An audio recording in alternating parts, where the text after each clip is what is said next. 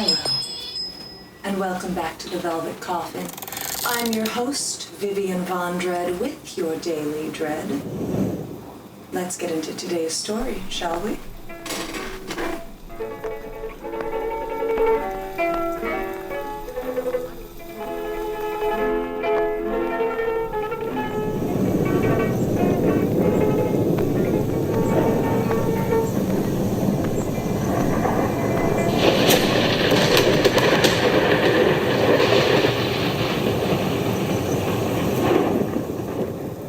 Today's story is titled An Unbidden Guest.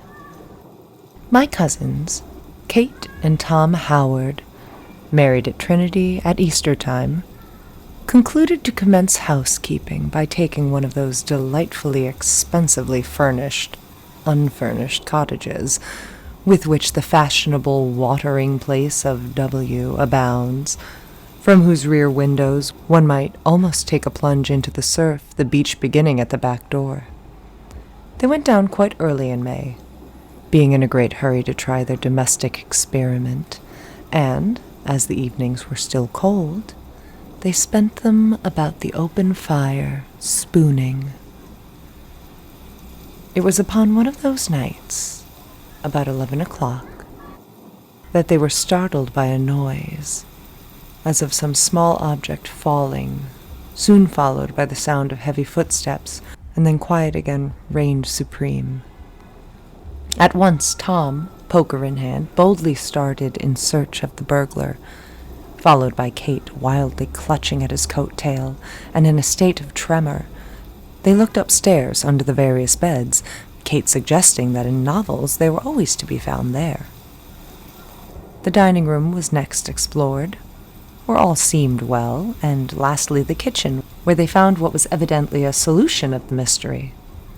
The burglar had entered by the back door, which was found to be unlocked and slightly ajar. The first excitement subsiding, they returned again to the dining room, where Tom, upon closer inspection, then discovered that one of a pair of quaint little pepper pots, wedding gifts, was missing, and other small articles on the sideboard had been slightly disturbed.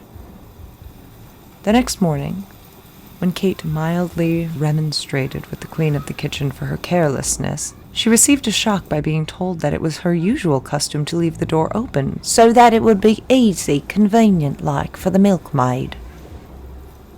They parted with her, and a new maid was engaged, whose chief qualification for the place was that she was most faithful in the discharge of her duties, especially in locking up. While they mourned the loss of the pepper pot, still, it seemed so trifling when they thought of that lovely refuse salad bowl sent by Aunt Julia, which stood nearby, that nothing was said of the loss outside of the family, and the little household settled into its normal state once more of billing and cooing.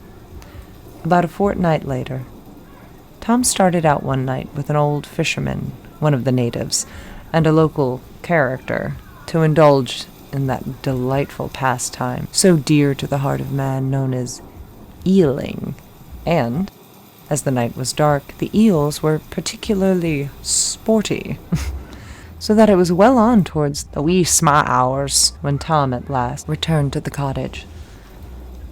He found all excitement within. Kate was in hysterics, and the new maid, also weeping, was industriously applying the camphor bottles to her mistress' nose. The burglar, or ghost, as they had now decided, the windows and doors being found to be securely locked this time, had been abroad again, but had succeeded in purloining nothing.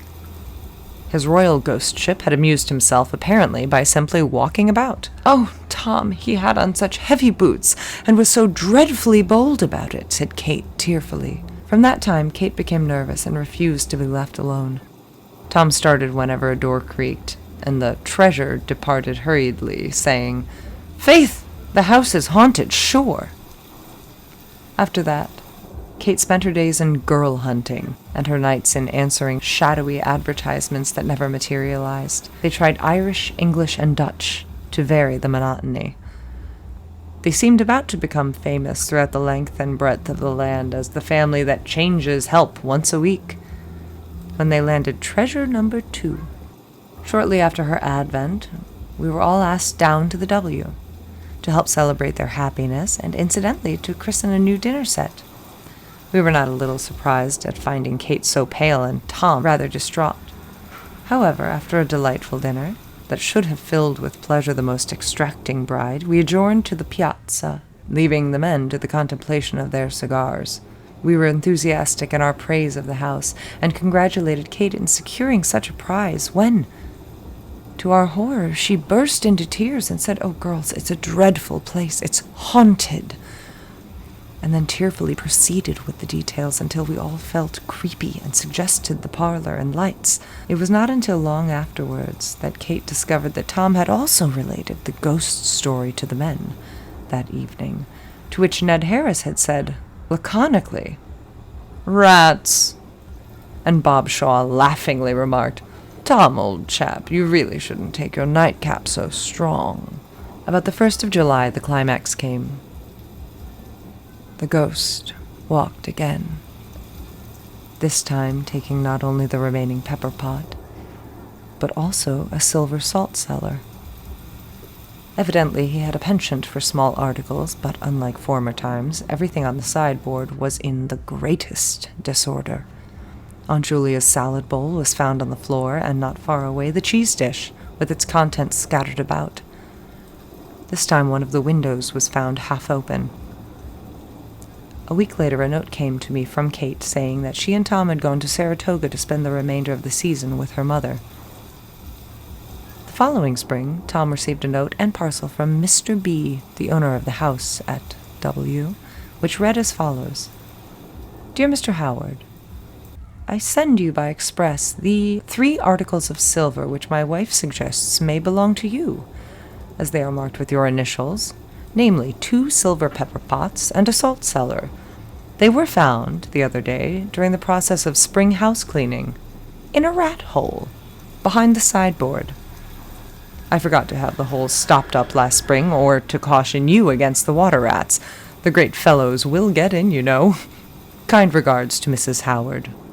Very truly, John B." The next season, the Ghost Club was organized, the badge being a small silver rat, bearing proudly aloft a tiny pepper pot. We thoughtfully offered Tom the presidency, but he declined, with offended dignity, from the effects of which I think he will never fully recover. Ooh, a silly spooky. Once again, this story was titled An Unbidden Guest, written by Anonymous. An Unbidden Guest made its first and rarely repeated appearance in 1904 in the mixed-author anthology 25 Ghost Stories, edited by W. Bob Holland. Thank you, Anonymous, for writing this in 1904. And thank you for visiting the Velvet Coffin. I'm your host, Vivienne Von Dread, with your Daily Dread. Now goodbye. Get out. See you tomorrow.